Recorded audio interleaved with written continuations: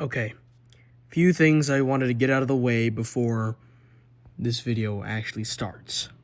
Number one, this whole video, besides the voiceover, obviously, was edited and made by Naskai because I spilled coffee on my Mac and it fucking died. So now I can't edit videos for a while at least. And second thing, this video was heavily inspired by Fish on a 6 Bad Weapon Academy series, and of course the maker of this video, Nazkai's Bad Weapon Academy video on the Razorback, and you should definitely check out both after watching this video if you haven't already. And without further delay, welcome to Bad Weapon Academy, where we take a look at the worst weapons TC2 has to offer, and I try to show you how to best utilize them. Today we're looking at one of Agent's most overlooked revolvers. Well, one of them, anyway, but this one really does suck. It's the Block-17. The Block-17, while disguised, does mini crits, doing around 70 damage at mid-range. The Block-17 goes through damage resistances and bonuses. These include the Vaccinator bullet resistance, the Battalion's backup damage resistance, the Fist of Steel bullet resistance, the Invincible watch's damage resistances, the Biker's blitz damage resistance, and the Bloody Bracer's bullet resistance, which barely even counts since it's such a small resistance. Also, fun fact, did you know all sentries have a small resistance to revolver shots after being zapped? Well, now you do. All revolvers do the same amount of damage to unzapped sentries, the usual 40, except the ones that have damage penalties. But when zapped, sentries have a resistance to revolver bullets, doing around 25 damage. This is to prevent agents from just zapping the sentry and then gunning them down right after they zap them. But the the Block-17 does the normal 40 damage, but usually you'll have enough time to just let the zapper destroy the sentry without having to open fire on it, unless you're clueless enough to use the slow burn. This revolver has a slower firing speed than most other revolvers, being 20% slower. And when disguised, you have a 20% damage vulnerability, making your effective health 105, which isn't much of a difference, but for reference, you have a max HP of 105 with the Icicle equipped. The Block-17 is meant to be more of a finisher, it can be sometimes used in long range, but I wouldn't try and kill enemies with a measly 27 mini-crit damage. I mean, what marksman is frail enough to die to 27 damage? But being generic, I hear you ask, aren't mini-crits unaffected by damage fall-off? Well, yes, you are right in that fact. The Block-17 seems to do anywhere to as low as a measly 27 damage to an 84 damage 2-tap. Or 3, depending on what class you're going up against. Speaking of, the Block-17 only gets mini-crits when you manually disguise. Getting a backstab disguise from the Your Eternal Reward doesn't give you a mini-crit on your first shot. For some reason, so I guess you should rename it to the Your Pulse Reward. Bad takes aside, the Block-17 is pretty inconsistent with its usage, as the mini-crits while disguised stat on the weapon encourages you to use your gun more while disguised. Yet using any knife that is in stock, the Euro or the Wraith will cost you, as any meat shot, rocket grenade, sticky, or quickscope will send you straight back to the respawn queue. In order to use the Block-17 efficiently, you have to get into the right mindset. My point is that the Block-17 can be better used against those who are on low health and are running away, not expected to be gunned down by someone using the Block-17. Agent's worst revolver. Well, as an agent main with way too many hours on agent than any normal human should have, I'd say that agent doesn't have any bad weapons necessarily, as they all have their niche opportunity. So let's say you have the camera spy. After you get an assist with the weapon, you can sneak up onto someone and just unload 3 shots of 60 to 70 damage, 4 if they're playing heavy, and that's even if you hit all your shots.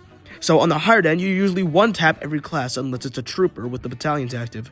As I've said before, the point of the Block-17 is of course to finish off enemies while they're unaware, but you can always use your knife, or here's a better option for all you aspiring kunai mains out there, just use stock, the Ambassador, or even the Quick Draw. All of these revolvers have a much more consistent damage output than the Block-17, then they can still finish off enemies better due to them not having as much of a firing speed penalty that the Block-17 does. The slower firing speed penalty is something akin to the Bulletstormers, having to predict where your enemy will end up next, or even the Double Trouble. You have a much slower reloading speed, and have to predict where your enemy runs to next, one-tapping them with 2 rockets. And with the Block-17, you have to do a similar thing, hitting a shot to win a confrontation. And if you don't...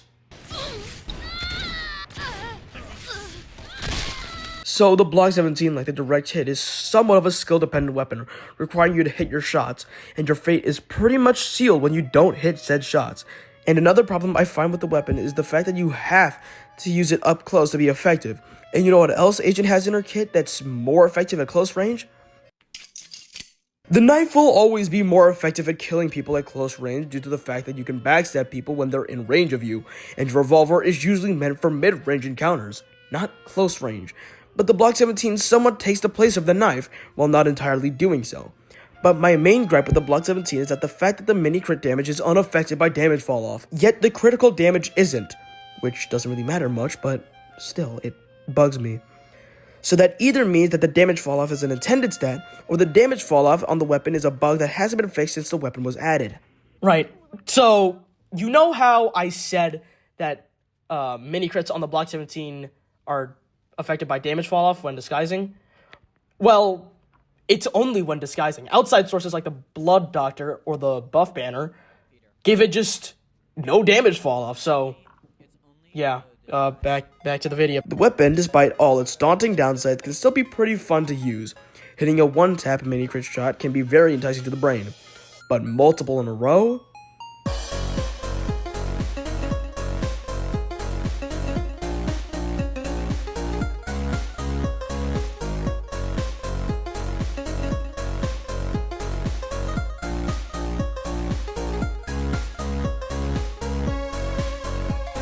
As I've said before, the Block-17 is very enticing to use upon reading its stats. You might be able to kill players in an unexpected way, catching them off guard, but these are still very niche scenarios, and you might not always run into them. Like, when was the last time you ever saw a Fist of Steel brute running towards you, not knowing you have a weapon that can pierce blood resistance?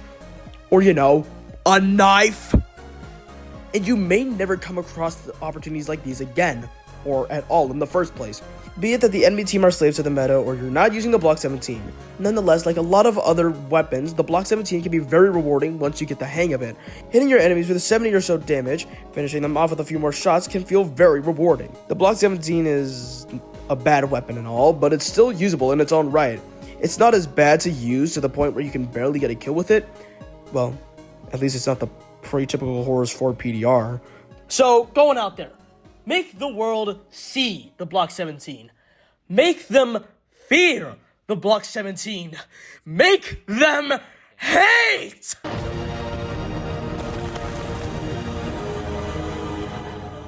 I'm kidding. Who's gonna be afraid of the Block-17?